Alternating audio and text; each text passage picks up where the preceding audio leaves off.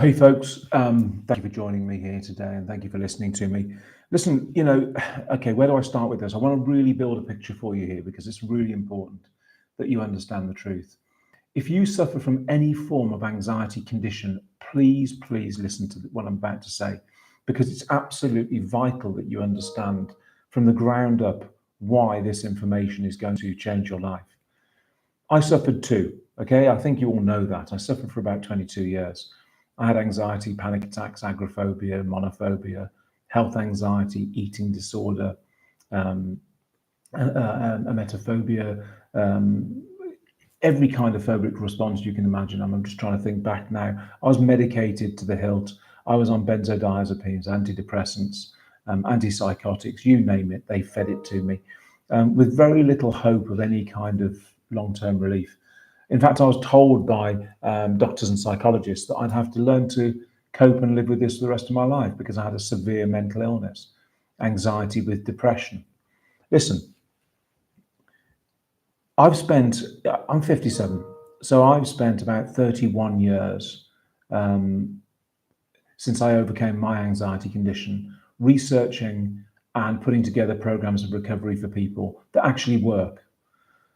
The problem is the entire mental health sector and marketplace is dominated by psychology and psychiatry, dominated by the pharmaceutical industry, but also dominated by the the sowing of seeds of deceit, deception that is designed to make you doubt what you're feeling, to make you understand what you're feeling to be something that it's not, and all under this guise of professionalism and of the gold standard of psychological and psychiatric practice and evidence-based practice.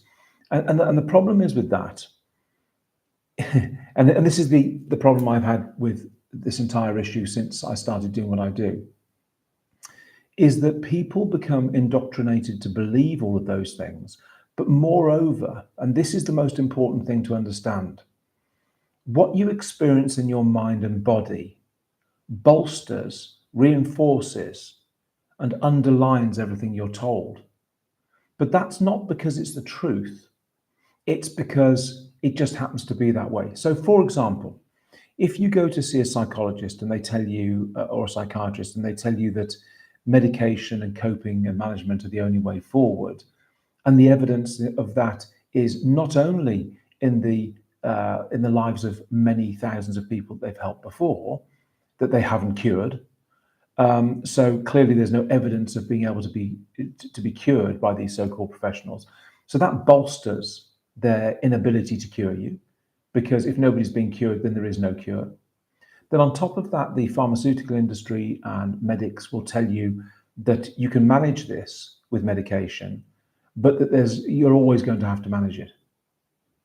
Then there's the fact that they will tell you that because you feel down, and when I use the word down, I mean that depressed type feeling, that feeling thoroughly peed off with your lot, fed up every morning when you wake up and have to deal with it again. That is not the same as clinical depression. You cannot physically experience depression and anxiety in one body and mind. It is physically impossible.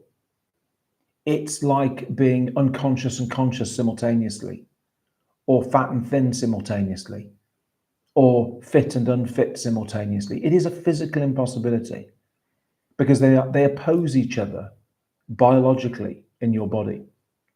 So as down as you might feel, as depressed you might feel, as desperate as you might feel with what you experience, it isn't depression.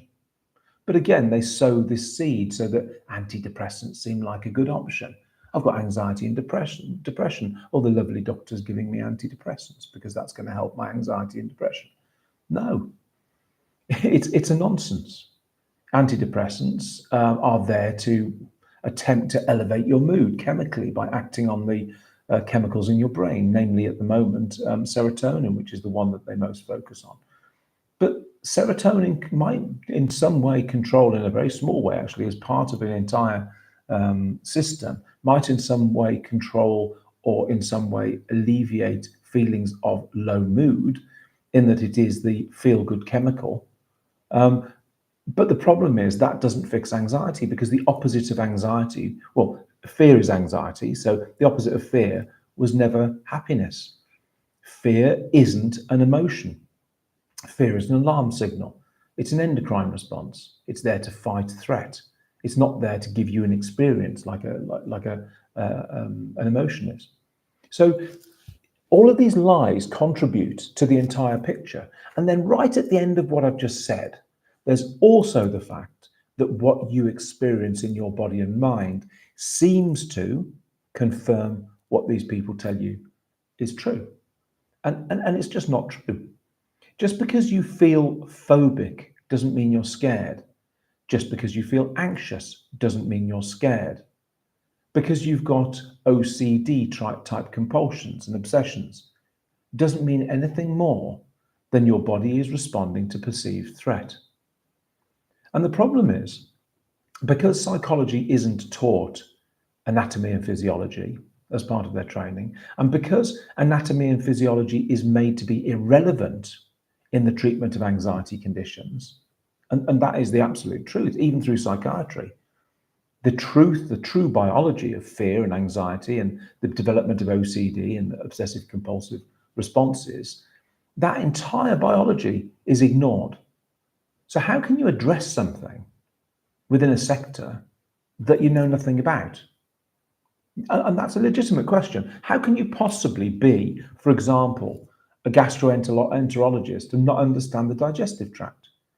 How could you be a cardiologist and not understand the heart? It's such utter nonsense. But I've had psychologists sat in front of me and psychiatrists that don't know where the adrenal glands are. They're in your lower thoracic cavity. They're not in your brain. They sit below your chest cavity, in your belly, basically, next to your pancreas and your liver and your kidneys. They are part of the endocrine system. They secrete hormone, and in this case, adrenaline. They're what are causing the responses, not something that's happening in the synapses in your brain. Nothing in your brain is faulty. Nothing in your brain is doing anything it shouldn't be doing. It thinks it's acting appropriately. And the only reason we know it's not is because of all the thoughts and symptoms, as people call them. I call them sensations or physical experiences that fear activates. And then, of course, that's reinforced by the phobias.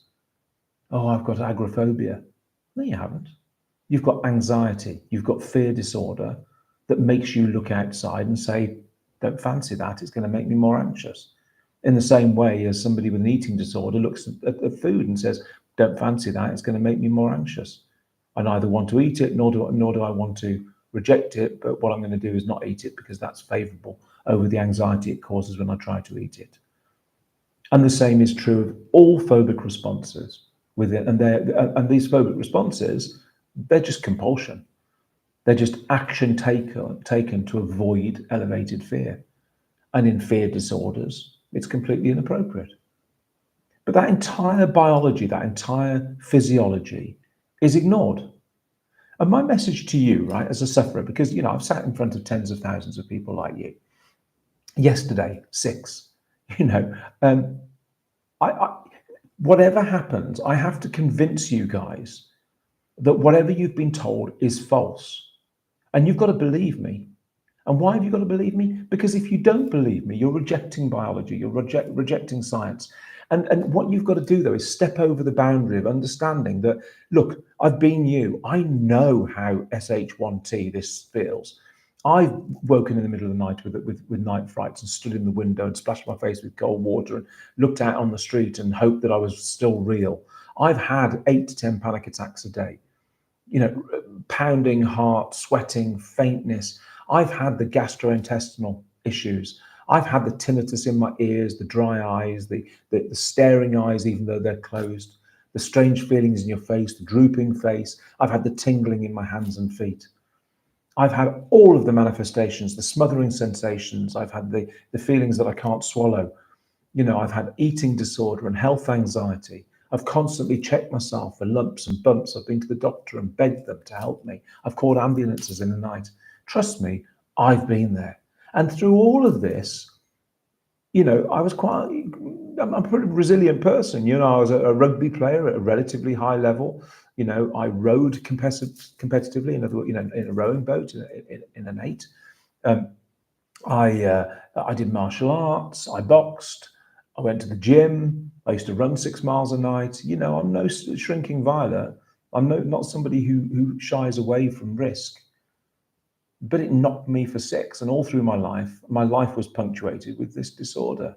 But the one thing I know for certain is that anybody suffering from one of these conditions can and will recover when they listen to the right advice and do what your brain and body were designed to do. And again, I tell people this, and they go, but that sounds like more risk, Charles. That sounds like hard work, Charles. I can't do it. You can do it because it's far easier than living your life the way you are now. Doing this process on a daily basis so quickly reduces your anxiety that even starting it it's far better than what you tolerate today. It feels better immediately, is what I'm saying, and immediately takes effect on your system. But the problem is you've been convinced by so many professionals, and some of these professionals, by the way, they're not even professional. There are people I know in practice who've got a coupon from Voucher or some online resource that says, learn to be a CBT practitioner for $10. I'm not kidding you. And they get a certificate and they're let loose on the public. I'm a CBT practitioner. Are you really? And that qualifies you how exactly? Cognitive behavioral therapy. Let's tear that apart, shall we? Cognition. What's cognition? Thought. Okay. So they're going to treat your thoughts, presumably. Well, that sounds legitimate to me because I'm having bad thoughts. So if they can help me change my thoughts, then that's going to work. No, it's not. Why? Because fear is activated by responses that come in through your senses, not by a thought. You might have a thought and it makes you feel anxious, makes you feel worried because you focus on the thought. But the thought itself hasn't activated the anxiety. It's the sensory experience activated by the thought that then feeds the anxiety. So your senses, eyes, ears, nose, mouth, and skin, activate fear response. So changing your thoughts isn't a I remember sitting there once, and then this CBT practitioner was saying, well, how does anxiety make you feel? How does it make you feel when you drive your car? Very anxious. Well, what is it? Well, I feel like I can't get off the road and get home quickly enough. Well, how could you change that thought, Charles? I can get off the road quickly enough? Yeah, you could tell yourself, I can get off the road if I need to. Oh, right. Try doing it. Try it. Doesn't work. Why doesn't it work? Because it can't work. It's a nonsense. When you can't eat the food because you're frightened of choking, Charles, I mean, what do you say to yourself? Well, I say, if I choke, I'm going to die. Well, how could you change that thought, Charles? That if I eat the food, I'm not going to die? Yeah, exactly. Changes nothing. It does nothing. Thought cannot change fear response. It's not an emotion. I mean, given, if you're feeling a bit down and you watch a comedy movie and you go, oh, that's really funny, your physical self can change emotional response in the brain, mildly so. And it can help. Having a conversation with somebody, listening to some cheerful music, watching a funny film can elevate but why? Because the difference is that fear isn't an emotion, but happiness is. You can manipulate emotions, but you can't manipulate fear because fear isn't an emotion. But you see, all of this nonsense that psychology and psychiatry spin out there in the world under the guise of professionalism, when they actually don't know anything about what they're talking about and shouldn't even be involved in helping people with anxiety conditions for so many reasons, primarily because they haven't had the training, the understanding, and the knowledge of the physiology, but also because their practice model is built on cognition, which isn't involved. So it's just bloody stupid. But people continue to listen. And yet there's me and my team of ex-psychology professionals. They're psychologists and psychiatrists and psychotherapists and educators and psychoeducators. Yes. And we all work together for the common cause through the Anxiety Project now.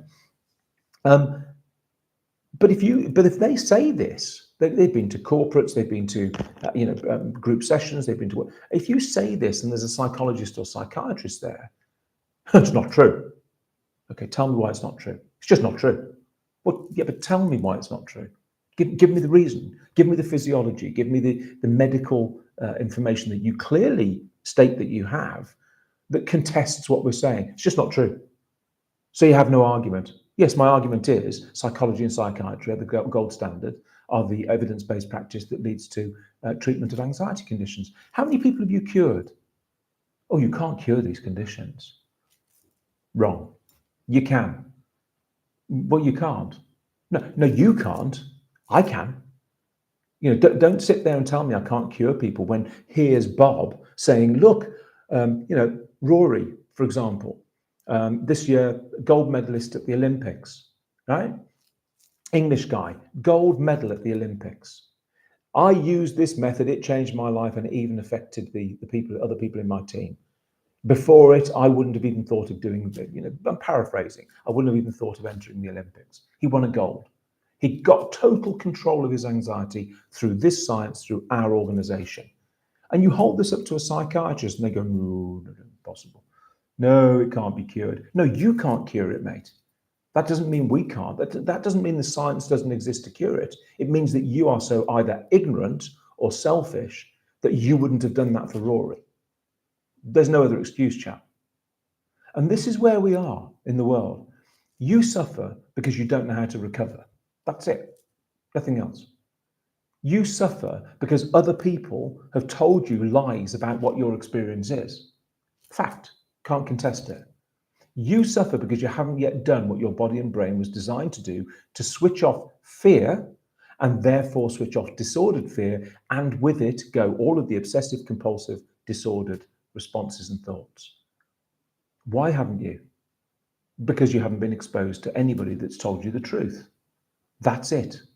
And there's no contesting what I'm saying. If you went to a physiologist or an endocrinologist or a neurologist and said, look, Charles has just told me this, how much of it is true? They go, well, all of it. Well, why aren't they using this in psychiatric and psychological practice? Well, because it works. That's the problem with all this. It works, you see. And we can't build a business model out of what works, can we now? That would be silly. And what are all these psychologists and psychiatrists going to do? How are they going to pay for their Porsches and their big houses? When somebody comes along and tells the truth. Gosh, and look at the pharmaceuticals. What are they going to do when they can't sell you all of those medications they use to subdue you, suppress you, and keep you quiet and just keep you paying the bills to them? What's going to happen then? I've had schools, the National Health Service, doctors, psychologists, I've had independent companies and practices threaten me and my family and my staff and say, you're charlatans, you shouldn't be doing this. And you go, well, where are all your testimonials then? Show me. Oh, great prophet in the sky, king of all things mental health and psychology and psychiatry and recovery. You tell me, show me where your testimonials are from people that have recovered. In fact, I posted inside our portal for our members the other day a video that is freely available on YouTube. You can look for it, and I think it's called something like "Psychologists Tell the Truth" or something like that. Basically, there was a documentary made that went around a group of psychologists and psychiatrists and said, how many people have you cured in your career? I'm not talking one or two people. I mean, I've asked this to many of these people. Oh, no, nobody. Or maybe one. I don't know. No, you can't. These conditions. No, nobody ever gets cured. You can't recover from these conditions. Genuinely, they're very open about it. They don't care, but they legitimize it by saying because they can't be cured. Oh, if the psychiatrist says I can't be cured, then I can't be cured, can I? Because he's a psychiatrist. But you ask them questions that are very simple about the physiology and the endocrinology of fear, for example, and they're like, I only know what I learned in medical school, and that's psychiatrists. Well, what did you learn in that? Well, we only did a day on anxiety and fear, really, to be honest. I mean, and I wasn't really listening, and it wasn't part of the exam. Shut up. It's disgraceful. But it's the evidence-based practice. Evidence of what exactly? Why is CBT and all of these practices evidence-based? Evidence of what? Recovery? No. It's evidence of attendance of the sessions. That is the evidence base. That's where the data comes from. Every time you don't turn up to your sessions, if you're given 6, when you don't turn up, you go into a cured statistic. If you don't keep coming for the 5 or 6 sessions, you go into a cured statistic. If you don't come back for more, bearing in mind that most people won't get more unless they pay for it, you're in a cured statistic. So the evidence base for CBT is, did you turn up? And if you didn't, you're cured. You could be dead. You could have left the country. You could have, but you'd still be cured. Disgraceful. My evidence for our organization of the efficacy of what we do isn't did they turn up, did they come back? It's did they do this and what was the outcome? And when it has been trialed, the NHS did a trial of what we do, and they measured it themselves. The attending 67 people or whatever it was came in 18.24 out of 21, so severe anxiety. And after 3 weeks, 2.84, below what NHS call cured. We cured pretty much all of them in 3 weeks. These are long-term mental health patients that the NHS presented to us and said, oh, do your best with that lot. Well, we did. There's nothing else on this planet that does that. Is it what we invented that does that? No, it's just science, for Christ's sake. The body will heal itself. The body will stop this if you tell it to. We didn't invent this process. Evolution invented the process. But still, people are sat there saying, yeah, but my agoraphobia is so bad. I get it. Oh, but I feel so emetophobic. Yes, I get it. My OCD's off the scale, though, Charles. It's never going to fix that. Yes, it will. It can't not. And this is the point. What we get is people sat in front of me, like a guy yesterday sat in front of me and said, I just can't believe it could be this simple. Well, it is. That's the body. It's taken millennia to get us to this point. It's got taken millennia to get us to the point where the body pretty much self-manages everything. And it's only what you do to your body to change the system, to change the way it works. It's like taking a car. If you get a brand new car and you go, well, I'm not particularly keen on it. I'm going to put some low skirts on it and give it an inch clearance off the road. I'm going to put some hard suspension, and then I'm going to have that drilled out to increase the capacity of the engine. I'm taking that exhaust off. I'm sticking this big noisy thing on, and then I'm going to take this and you modify what is. For all intents and purposes, depending on the car, let's say it's an Audi, a good quality German car, and you modify the what's-its off it. And then you're driving it one day and suddenly you take it to the garage and say, it's because you put that big exhaust on. It's because you modified you've taken it away from what it was engineered to be, and you've given it problems. It's scraping its knees over every speed bump. As it accelerates, it pops because the engine is no longer firing as it should. The body was a gift to you.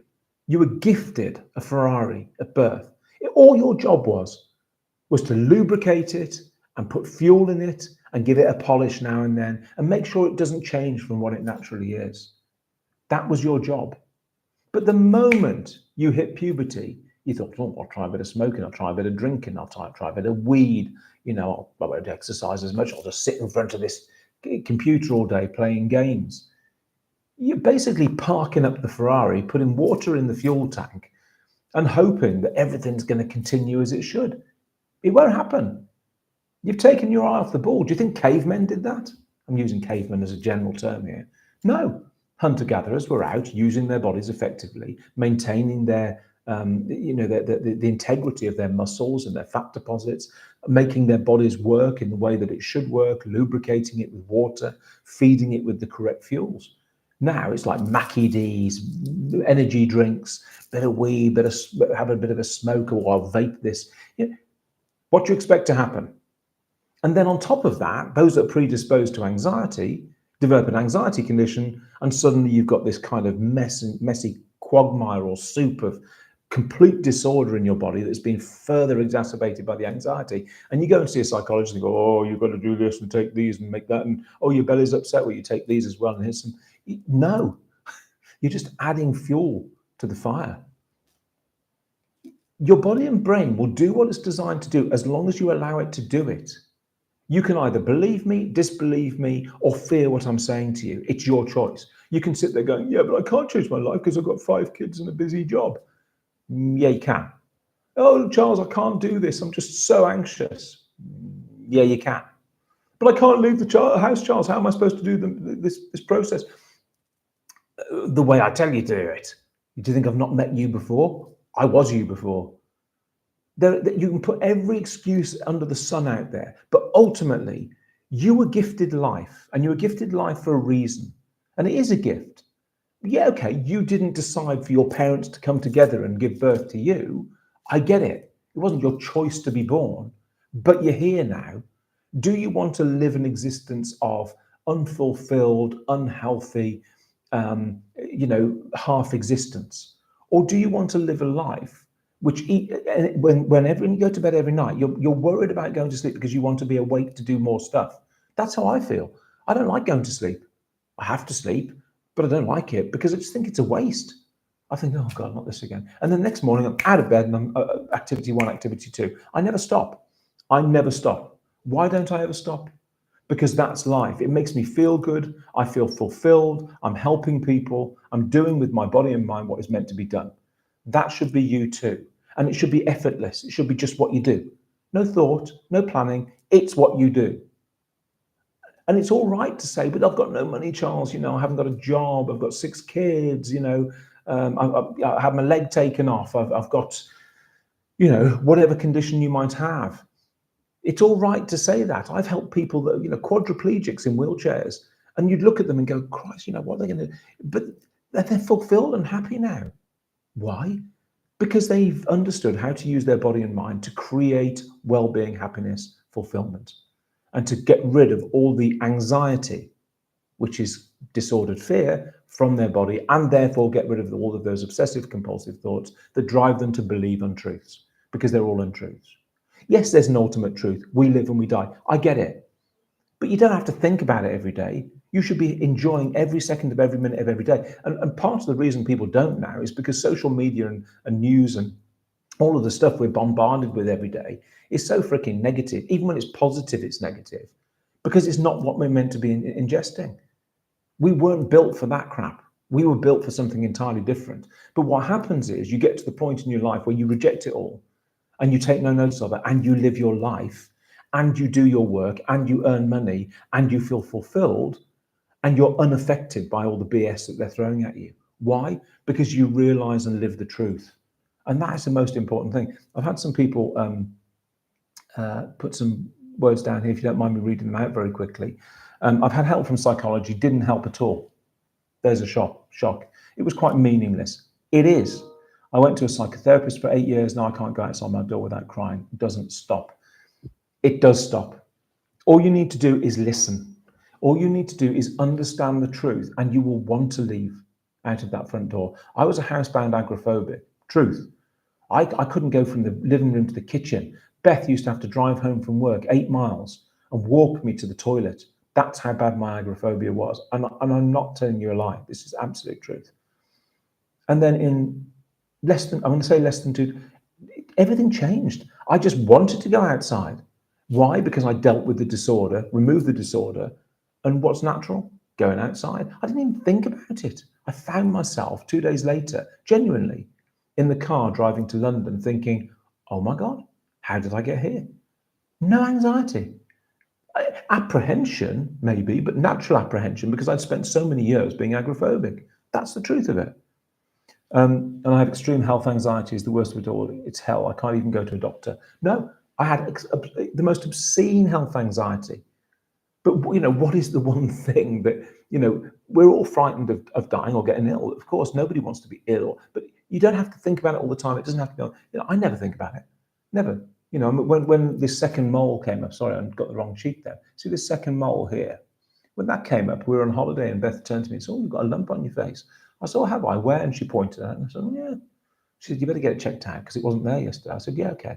It was about 3 months. I'm not joking. And I remember her saying to me repeatedly, have you had this checked? No. Have you had this checked? No. To this day, I haven't had it checked out. But when I was anxious, I'm dying. That's the difference. I don't have fear disorder. Does that make sense?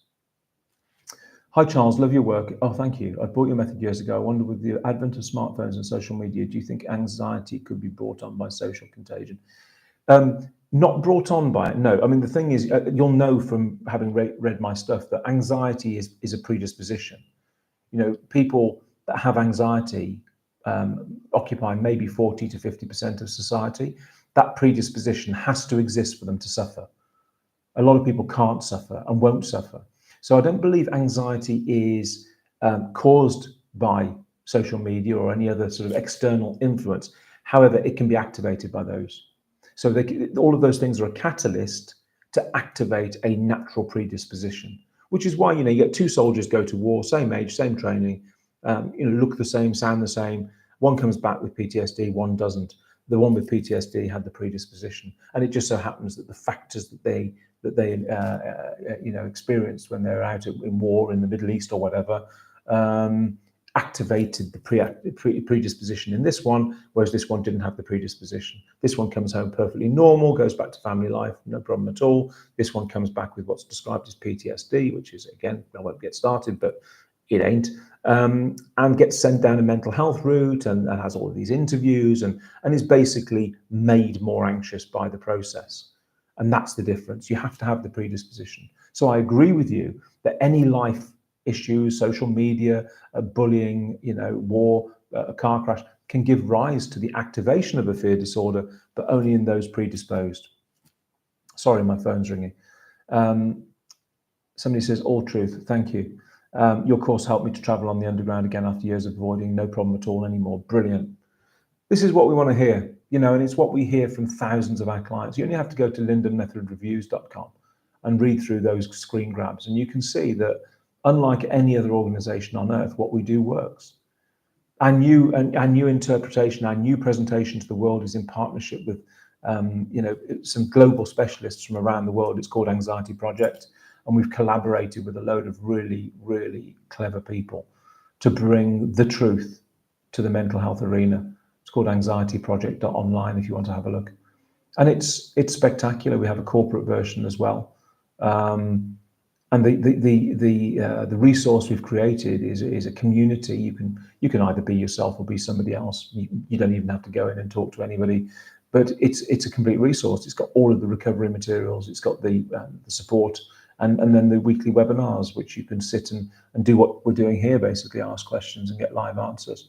And I can promise you, if you come to one of those events, there will not be a question left unanswered. You can ask anything about any symptom, about any thought, about any sensation, and you'll get an immediate scientific answer to what it is, how it manifests, how it's created, and what part it plays in what you're experiencing. There's never been anybody presented something to me that I haven't been able to quickly respond to in a physiological, biological, factual way. Anyway, I've waxed lyrical for long enough, and thank you for listening to me. I hope what I've said makes sense. I hope what I've said, you know, really resonates with you, because you don't need to suffer. End of. And you know, there are other people on YouTube and I've seen them all, believe me. You know, I've been doing this 26 years online. We were the first ever, we're the only psychoeducational recovery organization in the world. We're the only one of these online services that actually produces results. Check us out, see for yourself, don't believe me. And if you want to change your life, even if you want to feel 20% better by tomorrow, just try it and you'll feel 100% better. You know, you're going to get immediate relief. You're going to understand exactly what it is that you're experiencing. And that alone is going to make you feel better. I promise you. I mean, you know, reading through these, oh, hold on, those are good points you made there, Charles. However, have you noticed that a lot of people on social media, especially TikTok, seem to be romanticizing about having a mental condition like ADHD? Yes, I do. Yeah, absolutely right. It's mind-blowing. Look, I have ASD. I have autistic spectrum disorder. They call me high-functioning autistic. Am I? No. Am I neurodivergent, neurodiverse? Do I suffer from neurodiversity? Yes. And so do all of you, and every one of the 9 billion people on this, nearly 9 billion people on this planet. Everybody's neurodiverse because we're not all the same. It's a bloody nonsense to think that, you know, ADHD, attention deficit hyperactivity disorder, most of it, I truly believe that most of it is environmental. You've got highly intelligent, highly capable people, not necessarily academically capable, but highly intelligent, highly capable people who have been forced into a funnel, an educational funnel that to the most part is boring, to the most part is actually taught by people who have no interpersonal skills, very little ability to educate or even to entertain children.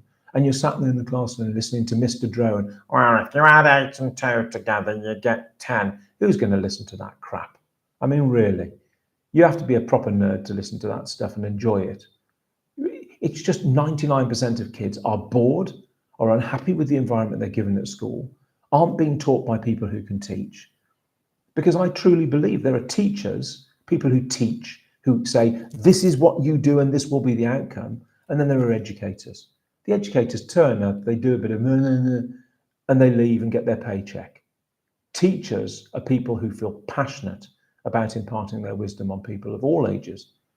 They're few and far between now. I knew some teachers when I was at school and they were bloody brilliant. But then I knew a couple of educators too who shouldn't have even been teaching. It's the way it is. But yeah, I agree, ADHD. ADHD isn't neurodiversity. It isn't anything more than bored kids stuck in a square pegs in a round hole, and they're being hammered into the hole every day by society and by control. It's BS. I didn't fit in. Most of the people in my class didn't fit in. We haven't used 90% of what we learned at school, and all of us, without exception, have had levels of success above and beyond other people who are just neglected and not allowed to thrive. I was very lucky. I went to an independent school. A lot of my friends didn't. And I ended up in a very different place. Although I didn't go down the traditional education route, I did do O-levels and then I did A-levels. I did eventually go to university at the age of 24, but I did it on my terms because I wasn't ready. I went and lived in Germany for 6 years, came back and went to university, and it was the right thing to do. Have I used my university degree? Well, in as much as I did a media degree that led me to be able to make these videos more effectively, possibly, or speak to a camera in a different way. Otherwise, no. But what I have done is use my knowledge and my experience of the first 26 years of my life with anxiety and coupled with, with neurodiversity. I've just written a new book, actually. I've just launched it. It's on books.by /anxiety project. You'll find the book. And it's called Me, You, Anxiety, Neurodiversity. Because I think people need to know the truth. Because if you don't get the truth, what chance have you got? If somebody's lying to you constantly, and they're doing so from a position of authority, you're just going to live your life according to their lies. Anyway, guys, look, thank you for listening to me. And thank you for the great comments, by the way. They're absolutely brilliant. I'm just going to take a screenshot of them, actually, because they are so brilliant. And they're so pertinent. And thank you for your support, guys. Really, thank you for your support. And lots of love. Take care. I'll do another one soon. Be good.